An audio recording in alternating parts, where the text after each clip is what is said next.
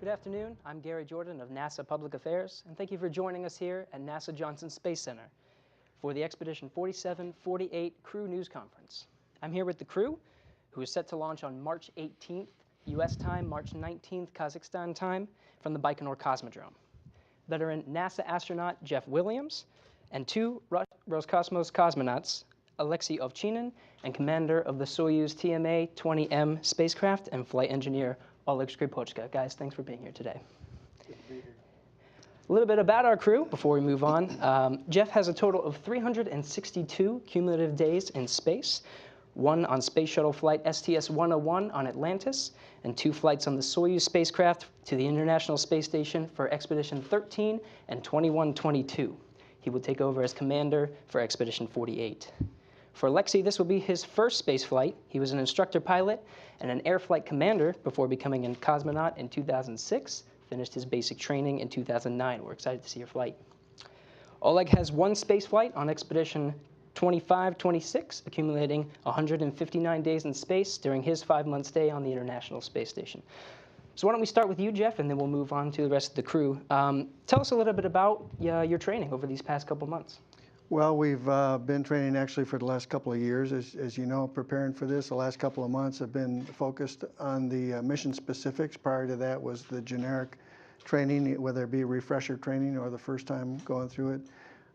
So the last couple of months have been focused on the actual specifics of the mission content. These guys were in Germany in December. I was in Japan for final training there in those respective places. And now we're here in Houston for 2 weeks as a Soyuz crew, getting our final systems updates, as well as some payload and experiment training, as well as taking some medical data to support some of the experiments that they will be doing on us, and then the ever-present preparation for emergencies. Emergency training is one of the big things that we do when we're together as a crew. After the 2-week period here in Houston, Alexey and Oleg will return to Russia. I will join them a couple weeks later, and then we'll get into our final training in Star City, just outside of Moscow, go through our final exams there, get signed off by the Russian Commission that we're ready for flight, and then we'll, of course, take our trip down to Baikonur and do the final preparations and leading up to the launch date on the 18th, Houston time, as you said. So we're looking forward to that. We've had a great experience training together. Alexey and I were previously on a backup crew for the 1-year flight a year ago. Oleg was on the backup crew for this past September launch, and then when he completed that, we joined together as a crew preparing for this March launch. So it's been a very good experience for us, and we're looking forward to flying together here for a 6-month stay on the space station. With that, I'd like to give Alexey a chance to give his perspective on anticipation of a first flight. Before he does that, I will say that one of the things I'm looking forward to the most is watching him go through the experience of first launch and first time in weightlessness and then the first flight in space station. That's always one of the more enjoyable things to do if you've been there and done it before.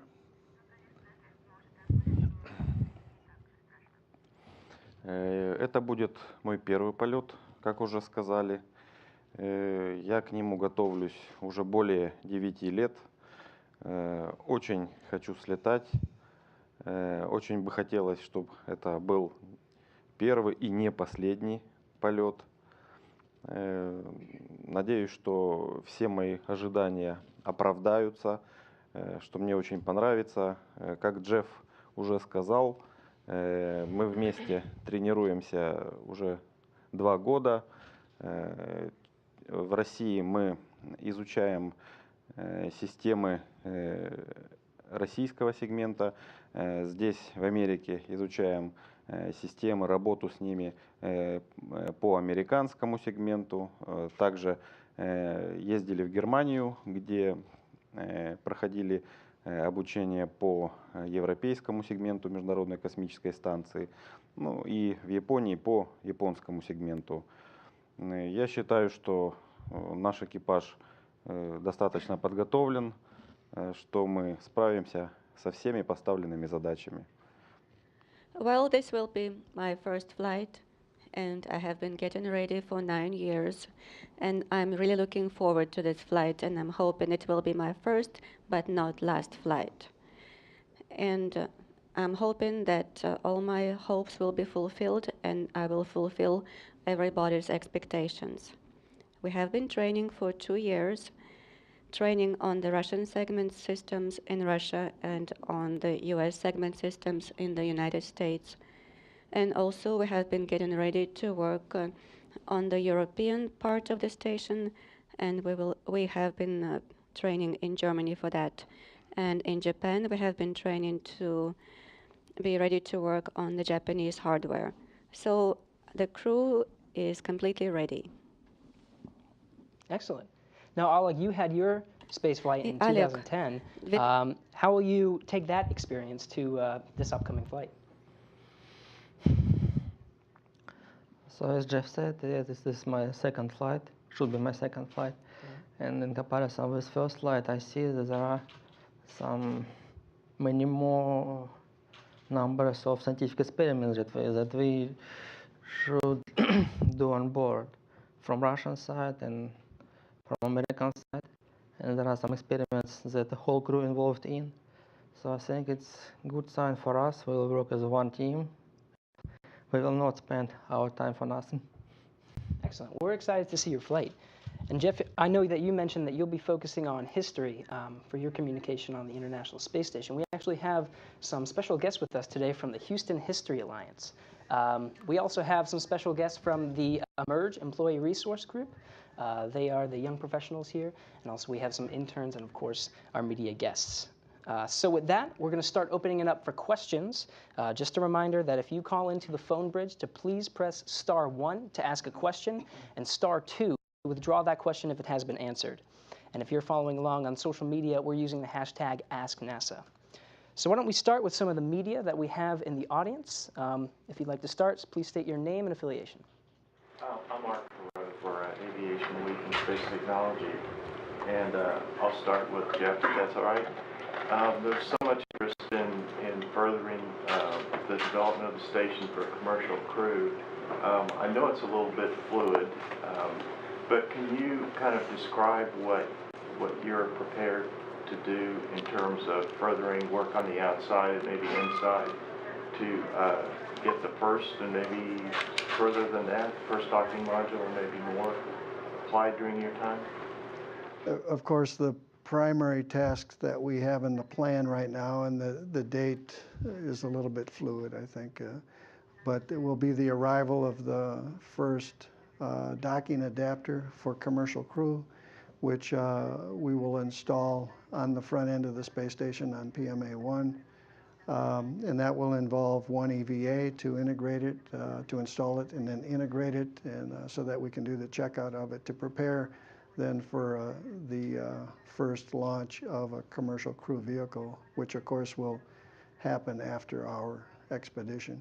But that's the major event that we have on our plate during our stay there currently in the plan to support commercial crew.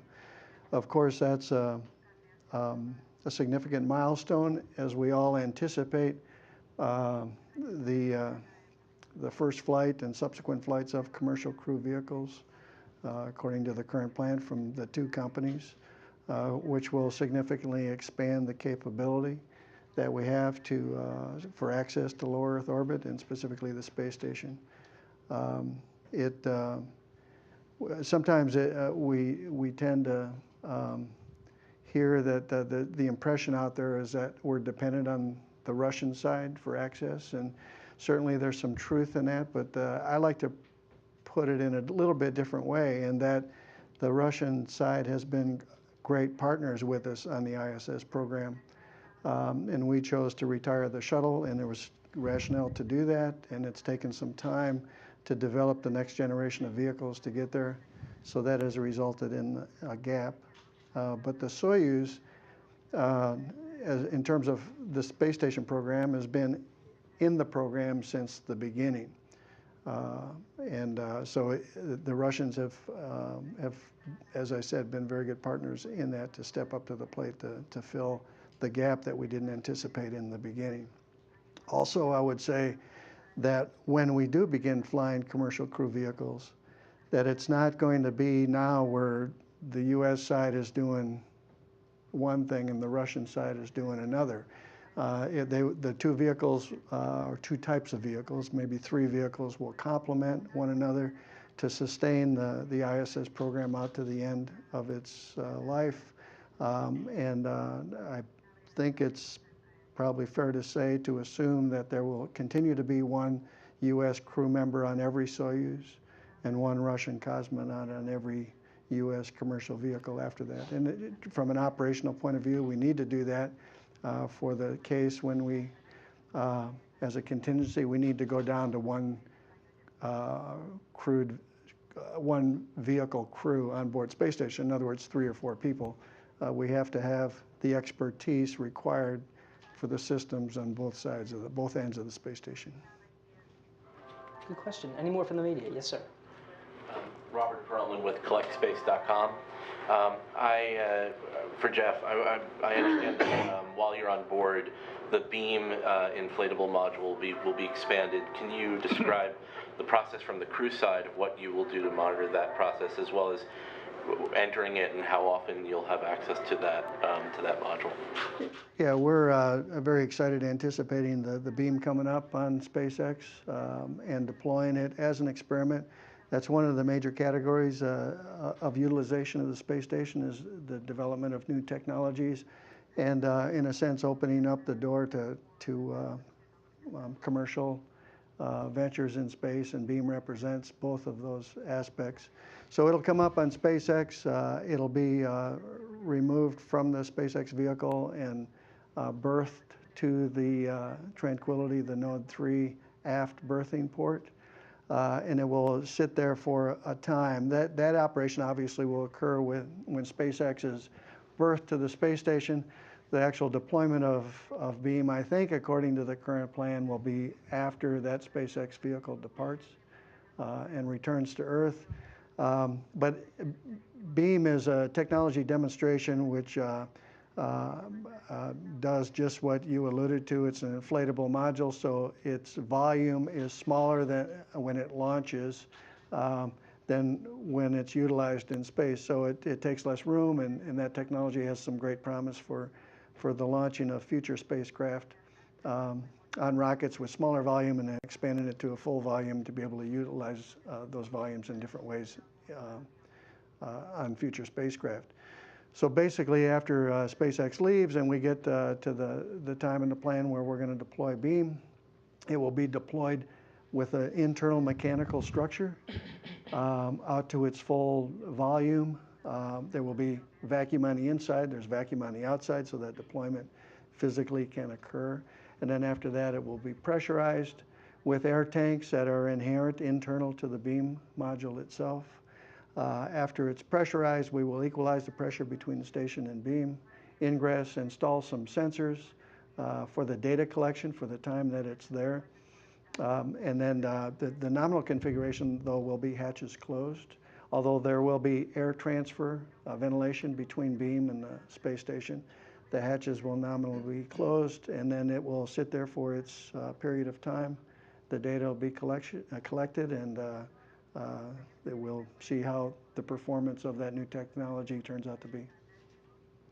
Yes, sir. Hi, Ed Mayberry with KUHF Radio here in Houston. I wanted to ask each of you what your specific jobs will be in this mission. And with the docking apparatus being part of the mission, will any of you be doing spacewalks? I will say that each of us are trained in many aspects of space station operations.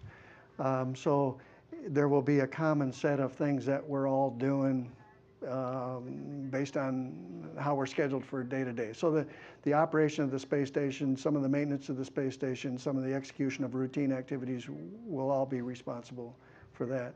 Of course, we have some specialty areas.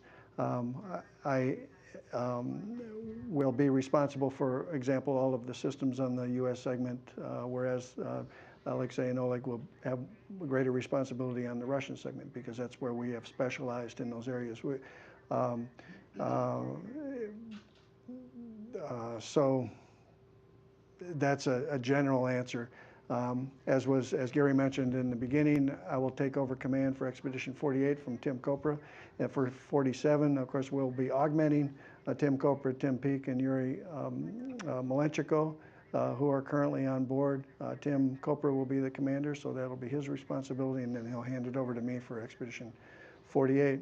In terms of the docking adapter, it depends upon when that comes, whether it arrives during Expedition 47 or 48.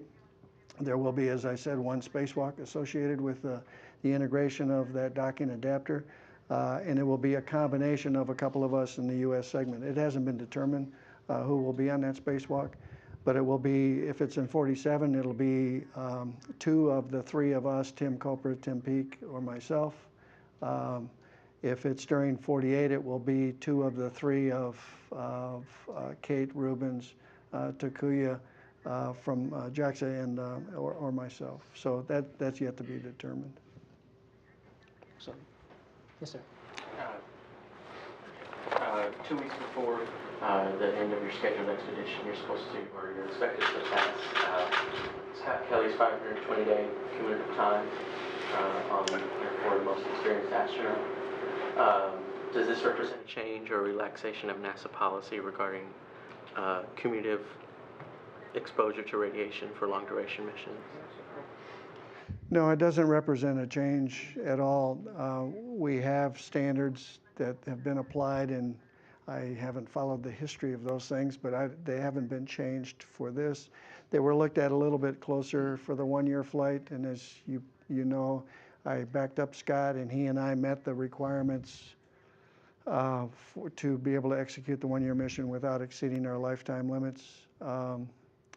And of course, so now with the 6-month flight for myself, and accumulating the days that it will, I still do not exceed the lifetime issue. So no changes at all. Excellent. Megan, do we have any questions on social media? Yes. We have a question from Peter Robinson on the International Space Station Facebook page.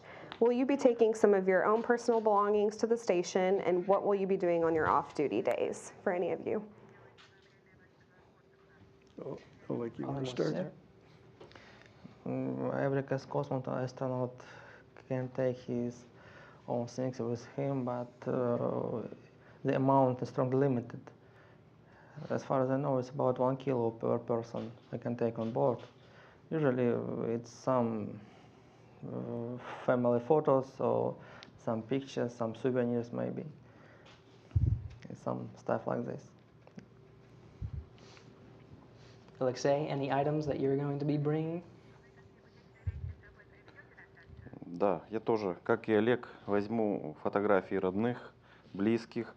Также со мной на борту будет игрушка, которую на время полета мне даст моя дочь с собой. Эта игрушка изначально будет индикатором невесомости, а потом она со мной будет полгода, будет напоминать о родных и близких. После полета я ее верну дочке. Yes, just like Oleg, I'm going to take photographs of my relatives and loved ones. Plus, I will take a toy taken from my daughter, and it will serve at first as an indicator of 0G, and later it will serve as a reminder of my daughter, and when I come home, I will return it to her. Amazing. Megan, any more social media questions? Yes. We have one on Twitter from Laura Austin. Who would you credit on having the greatest influence on you being what you're doing and where you're doing it? Well, let's see. There's a short list for me. Certainly my father inspired me growing up. He was a school teacher. He taught history. Later, when I went through high school, he was a guidance counselor. He opened me up to the world of military opportunities and the academies specifically, and I ended up going to the military academy at West Point. So that I would certainly include him on that list. I had a 6th grade science teacher who significantly influenced me during those years, 6th and 7th grade, to inspire me in science. So also include him, and there's several others as well. Alexey, any idols or any inspirations? Меня вдохновили стать космонавтом, наверное, российские космонавты. Еще будучи ребенком, смотря телевизор, видя газеты, каждый старт экипажа или посадка освещалась очень ярко. Это была новость номер один. И видя этих людей, мне стало интересно, и я решил, что я стану космонавтом. Я это решил в возрасте, наверное, 7-8 лет. Well, what prompted me to become a cosmonaut, I think it was other Russian cosmonauts, because during every launch and landing, there was wide coverage on Russian TV and newspapers, and it was presented in such a way that I really wanted to become a cosmonaut. And I made my decision when I was about 7 or 8 years old. Very cool. Well, Jeff, with your father being a history teacher, I think we'll turn it over to the Houston History Alliance. I'm sure you guys have some great questions. Who's first? This man in the back. I have a question. I'm Debbie Harwell. I'm on the board for the Houston History Alliance, and I'm the managing editor of Houston History Magazine. In 2008, we did an issue with NASA on the history of the first 20 years of the space program, and Chris Kraft said at that time that he thought that Apollo 8 was the most significant mission that NASA had done, and I was just curious to know what you think was the most significant mission and why. Well, I suppose it would depend upon how you approach that question and how you define the significance. Obviously, I think that was a significant mission. I mean, they added objectives to that mission that were not envisioned initially. What was envisioned initially to be accomplished over, I think, several missions, as I recall, they put together in one mission. That was actually going to the moon and orbiting the moon and all of that, as you know better than I do, probably. The most significant mission, I think, from a world's perspective point of view, from a historic perspective, would be Apollo 11. That's when the whole world was watching. Ironically, shortly after that, much of the world stopped paying attention. And we know that as well, too. And that's a lesson in history in itself. There were some motivations, I think, that focused the world on Apollo 11, the moon landing, and those motivations went away afterwards. So, I mean, I could go on and on about that, but I'll leave it at that so we can get to the next question. Any more from in the back? Yes. Hi, Carolyn Summers from the Museum of Natural Science. What's the toy you're taking for your daughter, and will you be videotaping it so we can enjoy how it performs? Игрушка уже определена давно. У меня дочке 8,5 лет. Она очень любит игрушки сову, игрушку в виде совы. У нас, наверное, целая коллекция этих сов. Вот одна из них, не очень большая, будет со мной эти полгода. My daughter is 8.5 years old right now, and she is very fond of toys in the shape of owls. So we have a whole collection of owls, and I will be taking one of them. And Yana, who is her name, is very enthusiastic about all of that. Every time I've been to their apartment, she spends some time showing me all of her new items. Yes, sir. Eddie Weller from San Jacinto College and Houston History Alliance. I grew up and remember Apollo 11 as a kid, just couldn't wait, had pictures of astronauts on the wall, and that impacted me enormously. I'm curious, in your career at NASA, what do you think has been the greatest impact for the future generations, for those you see coming up? Well, it has just worked out in my career that, and the assignments that I've gotten, that it's been focused on space station. And one of the reasons that I want to maybe delve into the historic aspect of it, and it won't be a big focus on history. What I want to try to do is remind the world of the significance of the history of the space station, when it was first thought about, which goes way back, decades back, right? And then when it was finally announced in 1984 as Space Station Freedom, and then when it morphed in the early 90s from Space Station Freedom, which, by the way, was canceled prior to ISS. And then it became the International Space Station with a new partnership of Russia.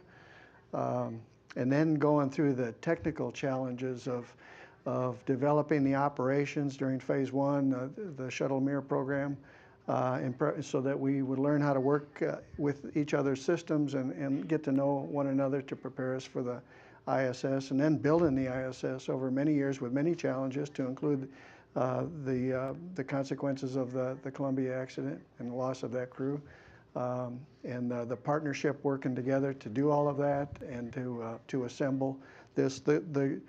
To me, it's fair to argue that the greatest achievement of the space station program is the space station itself. And that's what I want to try to, in some way, maybe enrich the awareness of the public.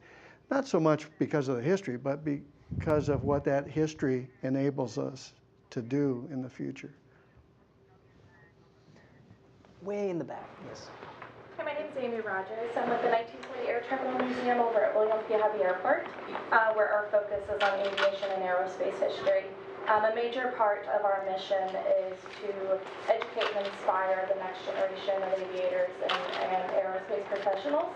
So we have found that by having all of the history available in the museum hasn't always been enough. And so we've been finding ways to reach out to people like yourself to come out and speak to the children, and we found that that's been the most impactful. Would you agree that the best way to really inspire the next generation is have them hear the history, but from the mouths of the individuals that have actually lived it and are doing it now? Certainly, I agree that that is an inspiring experience, and I think we can all relate to that when we grew up, each of us here in the room, when we grew up, hearing the accounts from people that were involved in some endeavor.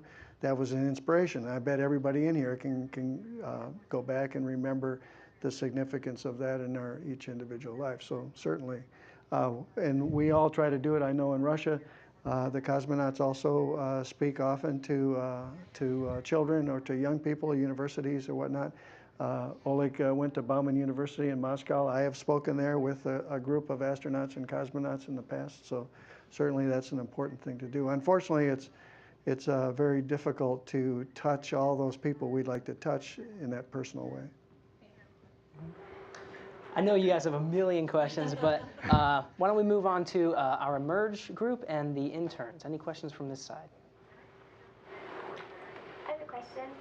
My name is Isha Patel, and thank you so much for being here. As you mentioned earlier, a lot of your crew time is dedicated to utilization. Are there any science projects you guys are most looking forward to?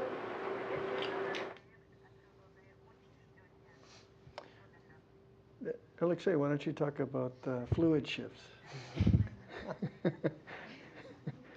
Not that you're looking forward to it, but it is an interesting experiment. Ну, во-первых, первое, что я жду, это своего первого космического полета. Это, наверное, самая главная вещь, которую я жду в ближайшее время. Well, the first thing that I am really anticipating is my first space flight.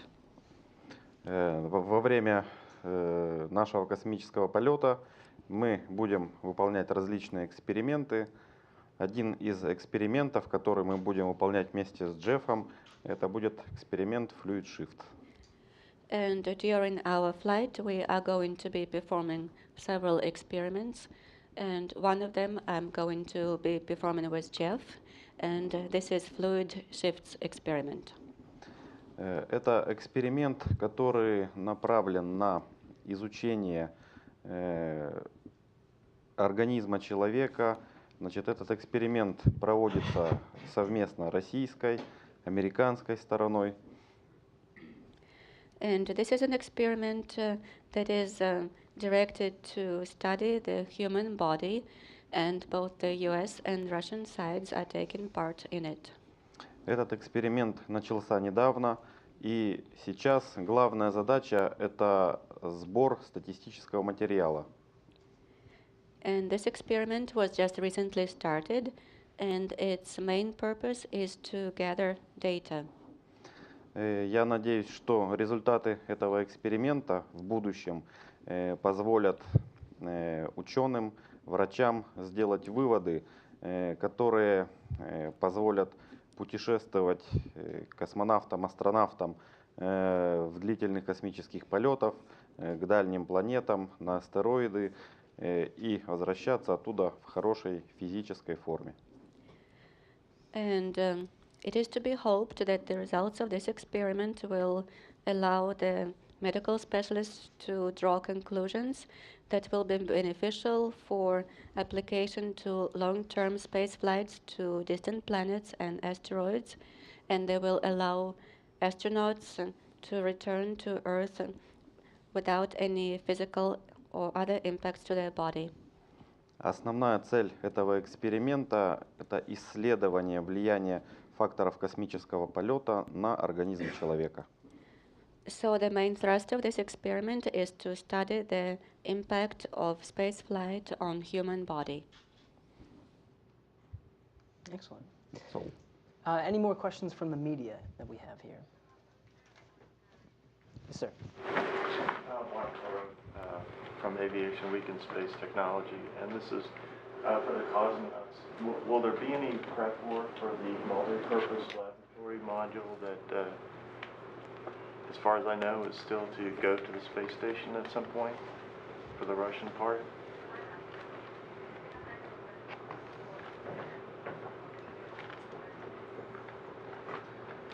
Пока такой конкретной подготовки нет, но я очень надеюсь, что она скоро начнется, потому что в ближайший год-два планируется запуск этого модуля к Международной космической станции.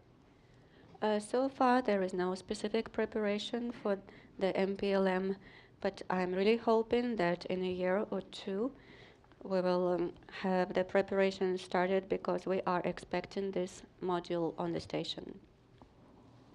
Very good. Any more? Yes, sir. Hi, Ed with KUHF again.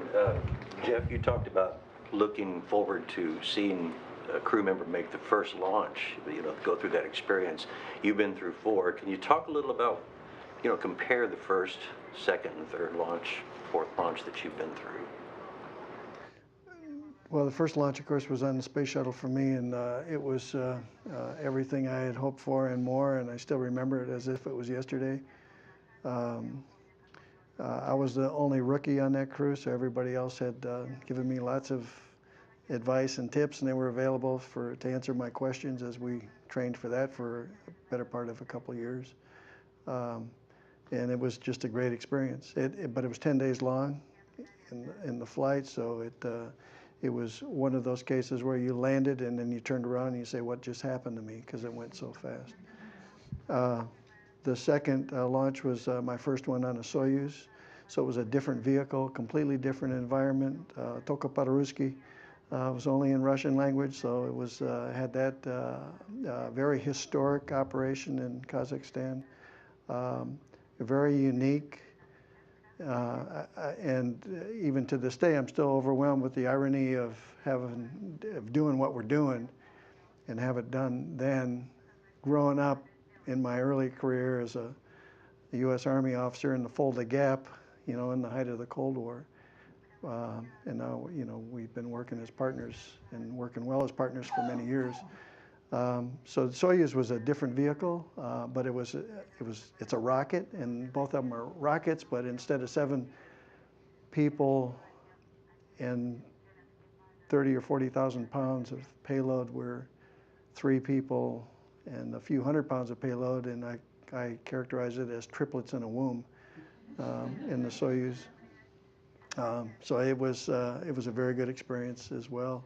The last flight was, of course, a repeat of that. And when you repeat something, you have the advantage to you're not surprised by things, so you're able to observe and take in more details of the experience. And I think that was my experience with the last Soyuz flight. On that crew, even though I was the American, I was the experienced Soyuz crew member. So there was some rewards along with that to help the other guys get through the experience. And so I look forward to this coming one along those lines of having done it before, being able to observe and take in a few more details to be able to characterize the experience in a fuller way. Yes, sir. Rob from flexbase.com again. For Oleg, you're flying on the last TMA-M class Soyuz, but you and your crew were, I think, originally scheduled for the first MS vehicle. I wonder if you could share what some of the differences between this retiring class of Soyuz and what the next one brings, and how that changed in your training.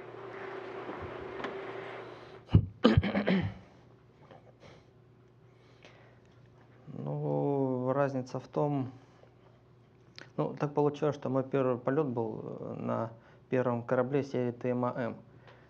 И разница с предыдущей версией была существенная, поскольку стоял более мощный компьютер, и система управления, она полностью меняла идеологию работы экипажа в корабле.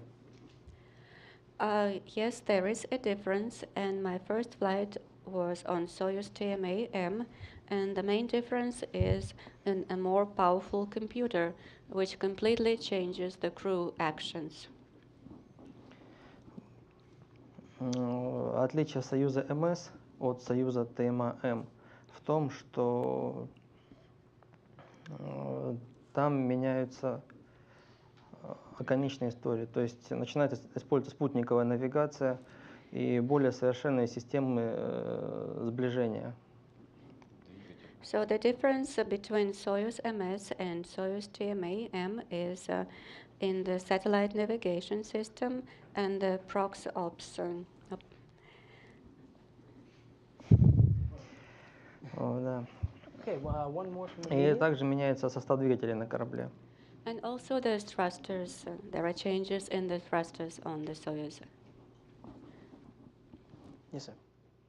Going to American Space. Related to Robert's question about Soyuz MS as well, would you be able to expand on some of the delays that caused, some of the reasons for the delay of the launch of Soyuz MS?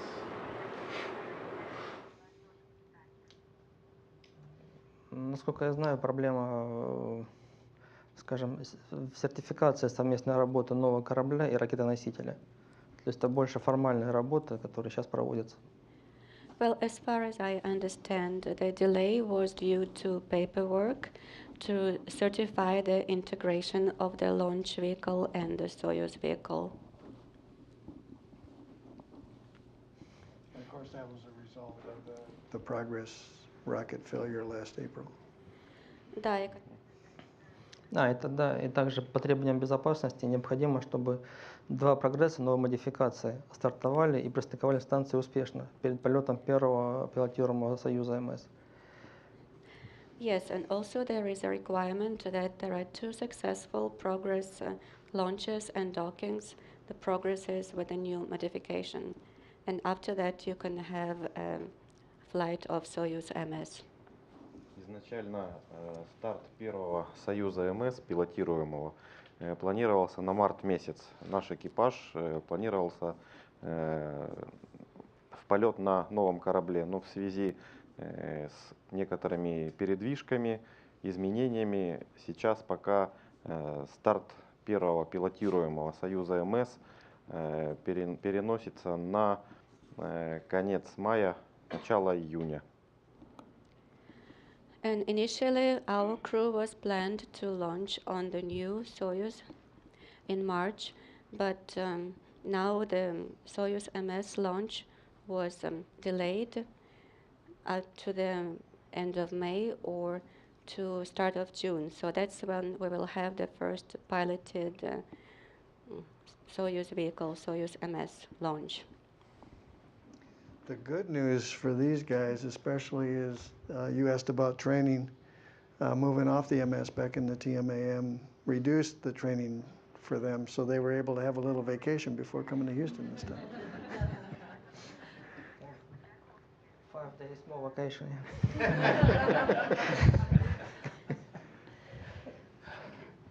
In the meantime, Megan, any social media questions?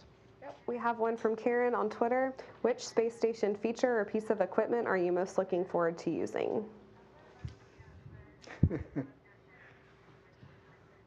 Well, there's a lot of good equipment on the space station. I'll speak personally from a personal point of view. One of my hobbies up there in the little free time that we are able to squeeze in is taking pictures of the Earth, and we have new photography equipment up there since I left last. So I look forward to using that new still photography and video equipment. Alexey and Oleg?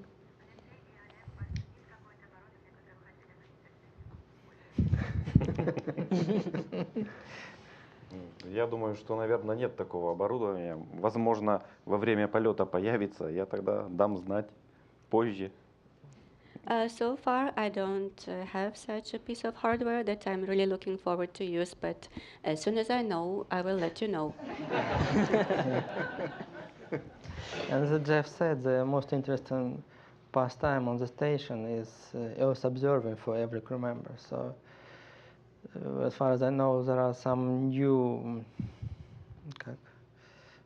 новые объективы, более мощные для фотоаппарата. Можно будет делать более совершенные фотоснимки. Well, I know that new lenses have been delivered for cameras, and I'm looking forward to this experience of taking pictures with the new lenses. And some of the astronaut photography is some of the most beautiful things we see from the International Space Station, for sure. Any more social media questions? From Michael on Twitter, how do you listen to music on the space station? Do you plan to bring your own music? We each have the opportunity to select music pre-flight and put it on a device where portable device on board. So that'll fly up with us on Soyuz.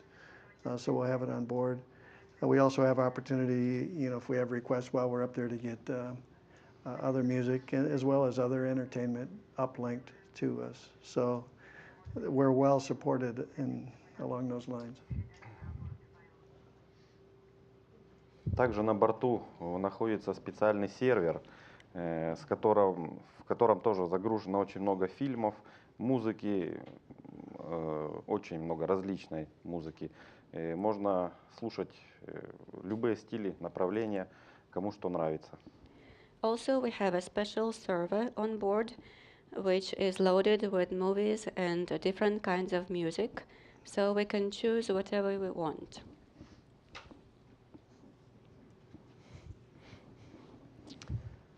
Okay, let's pass it on to the Houston History Alliance. I'm sure you guys have more questions. Yes, ma'am. I'm Cecilia, I'm mother of the Houston History Alliance.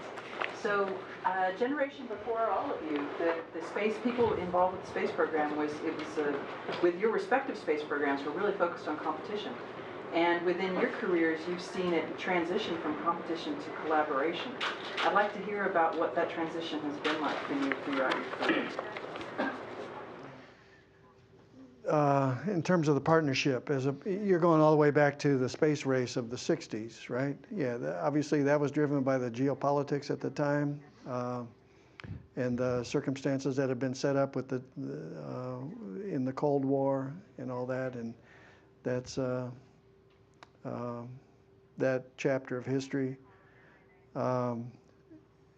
Actually, you can go all the way back to the mid-70s, and even during the Apollo moon missions was envisioned, had been proposed a joint mission with at the time, Soviet Union with Apollo Soyuz, and that was very successful. And it was very significant also from a world's point of view. In fact, I was in Moscow in July for the 40th anniversary of Apollo Soyuz, or as it's referred to over there, Soyuz Apollo. And it was big news in Russia. In fact, I'd like to tell the story when I was departing Russia in July, going through the Russian customs passport control. On our official passport, we have a little NASA sticker. And the passport agent in Russian asked me, were you here for Soyuz Apollo anniversary? So it was in the news. Everybody was aware of it. So that gives you an idea of the perspective of the public, particularly in Russia. and we get the same kind of support in our experience in the International Space Station. So obviously we all think, and you've heard this from crew members before, we hope that the International Space Station can serve as an example to the world to temper some of the other geopolitical stresses and conflicts and whatnot that go on in different degrees in history, and help set an example to the world to cooperate as opposed to causing conflict. Well, you brought up a little bit of that when you were discussing, talking about transition within your career, starting at West Point and being an Army officer and then going on to the space program. I mean, that must have been, for you, a really interesting cultural change for you. Of course, it was very interesting, and like I said earlier, I'm still overwhelmed with the irony of history of personally being able to experience that. And I will always say it's much better this way than the previous way, right? We'd rather be making efforts together in a constructive way rather than efforts against one another that's potentially not constructive. Excellent. And it sounds like we have some callers in on the phone bridge. Michael Casey from FoxNews.com, you're on.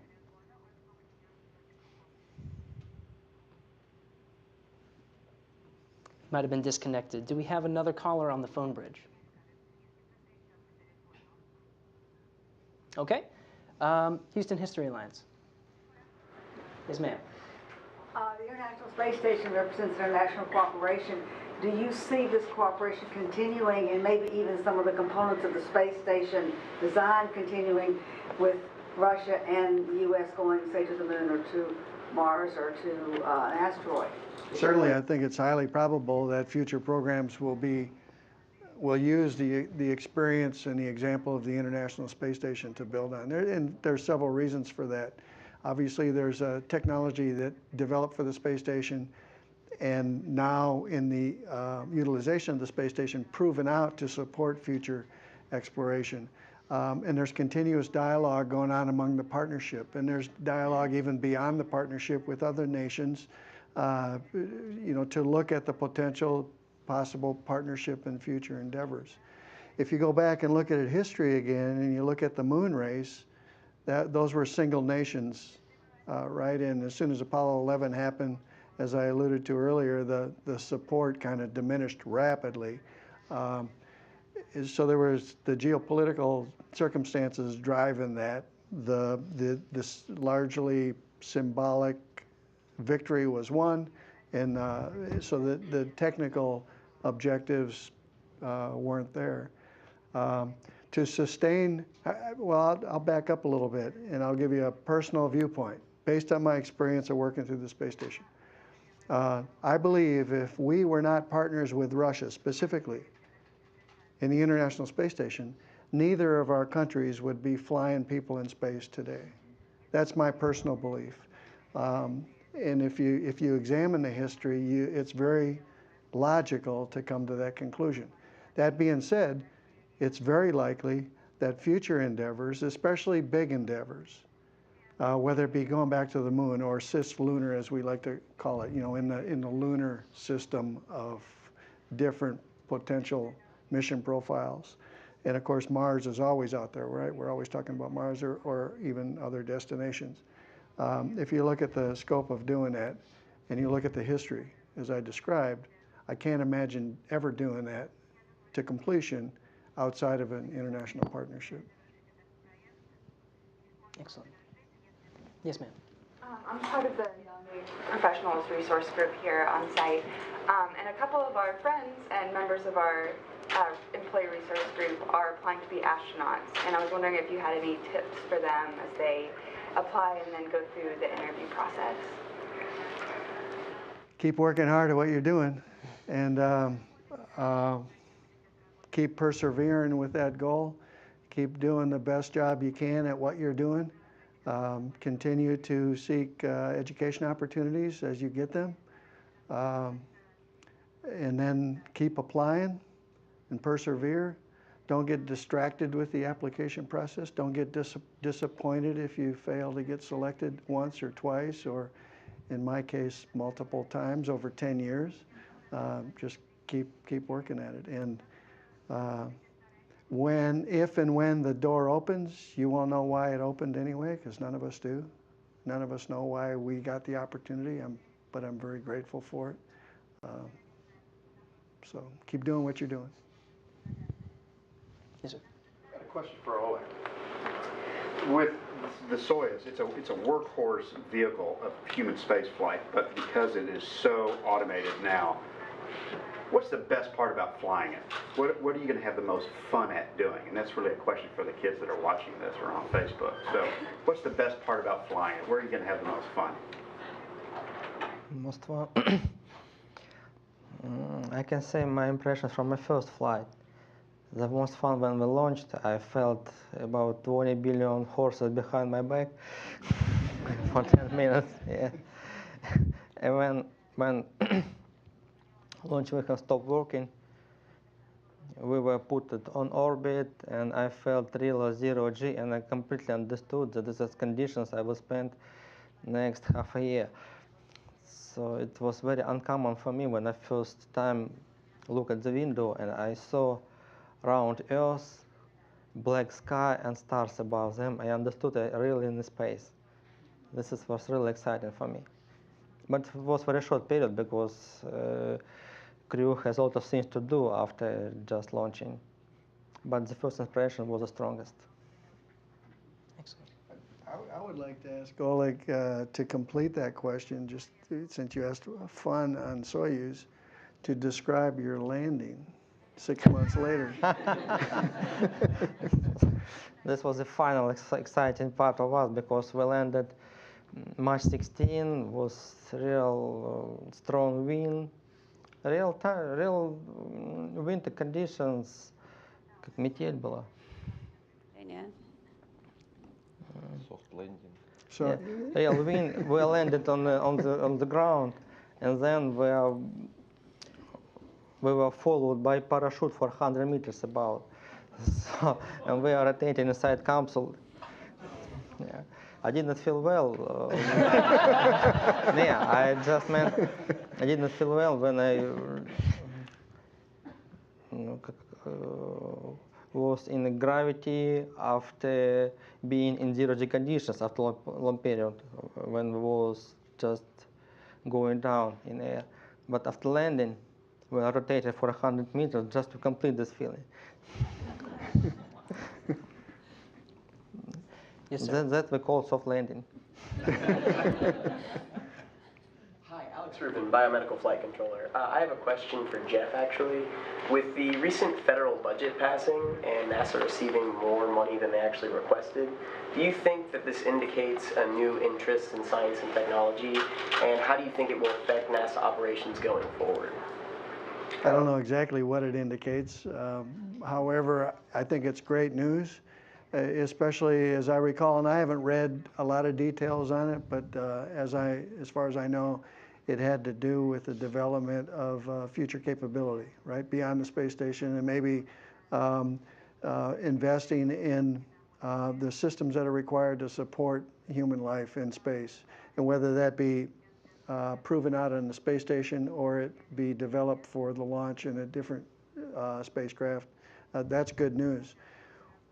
That's one of the primary achievements, I think, of the space station program is actually developing the technology, launching it, operating it, having it break, having it not work the way designed, and then responding to it and adjusting things and improving it, and then learning from maybe design flaws to redesign things. So that element of the just released budget is a very good news from that perspective. We have time for about one more. Yes, sir. Ethan O'Donnell, Houston History Magazine. I'm also a Chinese Studies major at the University of Houston, and I wanted to ask you, Jeff, regarding something like the Chinese exclusion policy, how have such policies helped or hindered the nation's space exploration efforts? I don't know if I can answer that question. I know that there's been some dialogue going on, at least from a technology viewpoint or programmatic viewpoint. Certainly, as I said before, future programs are very likely to be in an international context. What that means in direct regard to China, I'm not sure. I can't really speak to. Okay. Well, I think that's about all the time that we have. We got some great questions today, so I'd like to thank everybody for their questions here in the room and on social media. I'd like to thank our guests for joining us today, the Houston History Alliance, the Emerge Group, our interns, and of course our media. And finally, thanks to the Expedition 4748 crew, Jeff Williams, Alexey, Ovchinin, and Oleg Skripochka. Guys, thanks for being with us. With that, if the crew did not get to answer your question on social media, don't worry. We'll still be taking questions throughout the rest of the day. That's still the hashtag AskNASA. In the meantime, you can follow updates on social media. You can go to our International Space Station web pages on Facebook, Twitter, and Instagram. You can also follow Jeff. His handle is AstroJeff on Twitter. And you can go to our website, www.nasa.gov/station. So we're looking forward to the crew's launch on March 18th U.S. time, March 19th Kazakhstan time. Good luck, guys, and thank you. Thank you, Gary.